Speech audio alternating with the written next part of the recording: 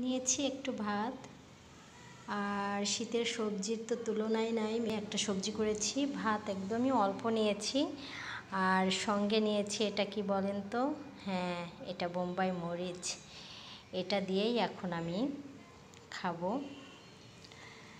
মাছ টাছ এখন আর খাবো না, প্রতিদিন মাছ মাংস এগুলো আসলে ভালোও লাগে না। তো জাস্ট আজকে আমি এটাই খাবো। আজকে দুপুরের খাবার আমার এটাই।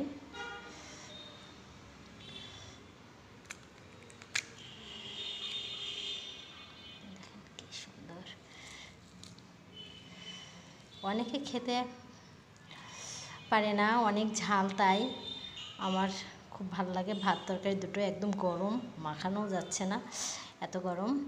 তো আসলে নিজের গাছের ঝাল বলে কথা, লোভ সামলাতে পারে না। আমার ছেলে মেয়ে তো আমাকে এটা খেতেই দেয় না, কারণ আমার যেমন পছন্দ তেমন খাইলে পেট ব্যথা করে, যার কারণে আমাকে লুকিয়ে লুকিয়ে খাওয়া লাগে।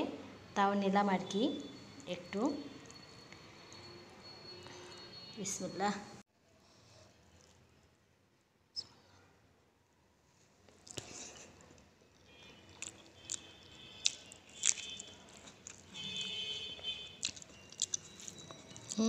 অনেক মজা। আর বোম্বাই মরিচের, বিশেষ করে বোম্বাই মরিচের ঘ্রাণটা না খুব সুন্দর লাগে, মানে এত সুন্দর লাগে, আমি তো লোভ সামলাতেই পারি না, সত্যি কথা যেটা। কিন্তু আমার ছেলে মেয়ে বৌমা এরা আমাকে খেতেই দেয় না, এত সুস্বাদু একটা ঝাল, মানে ঘ্রাণেই পাগল হয়ে যাওয়া লাগে।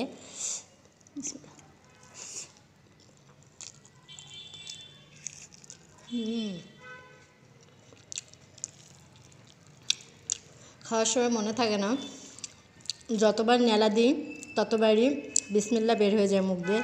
কেউ আবার হাসবেন না, কারণ এটা আসলে আমার অভ্যাস হয়ে গেছে।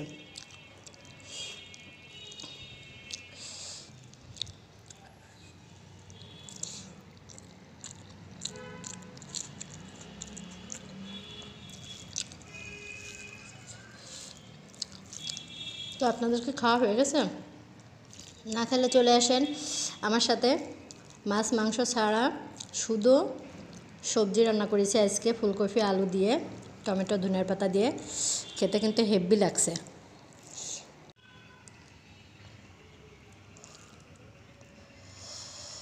কারেন্টটা যাওয়ার আর সময় পেল না, অন্ধকার হয়ে গেল। তো যাই হোক বন্ধুরা, আপনারা কিন্তু যাদের যাদের পছন্দ বোম্বাই ঝাল তারা কিন্তু বিচিটা খাবেন না।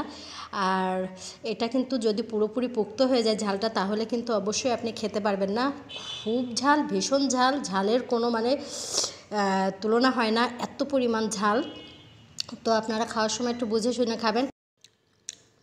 কারেন্টটা চলে আসছে, তো ভালো থাকবেন সবাই।